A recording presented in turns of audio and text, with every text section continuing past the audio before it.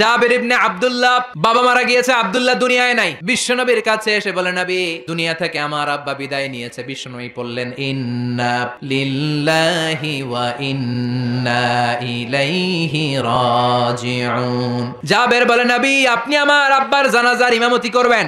আর এমন ঋণ আমার বাবা রেখে গিয়েছে, আমার পক্ষের এই ঋণগুলো আদায় করা সম্ভব না। ও নবী আপনি কিছু একটা করেন। বিশ্বনবী বললেন, জাবের ঘরে কি আছে বল। এক বল পরিমাণ খেজুর আছে, কিন্তু পাওনাদার তো অনেক, পাওনাদার 20-30 জন, একজনকে দিলেই তো খেজুর শেষ হয়ে যাবে। নবী বিশ্বনবী বললেন, সব পাওনাদারদের গুলারে লম্বা করে লাইন ধরা, আমার জন্য অপেক্ষা কর, আমি চলে আসছি। বিশ্বনবী জাবেরের বাসায় গেলেন। বিশ্বনবী বললেন, কই তোর খেজুরের বল, এদিকে নিয়ে আয়। সাইয়েদনা জাবের বল ভর্তি খেজুর নিয়ে বিশ্বনবীর কাছে রাখলেন। বিশ্বনবী বললেন, ও পাওনাদারেরা লাইন ধরো।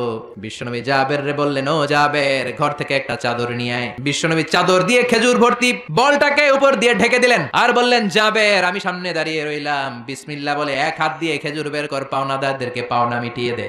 সাইয়েদনা জাবের বললেন, বিশ্বনবীর কথা মতো, বিশ্বনবীর গাইডলাইন মতো আমি খেজুর বের করতে লাগলাম। বিসমিল্লাহ বলে চাদর না উঠিয়ে ডান হাত দিয়ে টেনে টেনে খেজুর বের করলাম। একজনের পর আরেকজন পাওনাদার মেটাতে শুরু করলাম। পাওনাদার মেটাতে মেটাতে সব পাওনাদারের সব পাওনা মিটিয়ে দিলাম। পরে খেজুর ভর্তি বলের উপর থেকে চাদর তুলে দেখি, শুরুতে যেমন খেজুর ছিল ওই পরিমাণ খেজুর এখনো রয়ে গিয়েছে।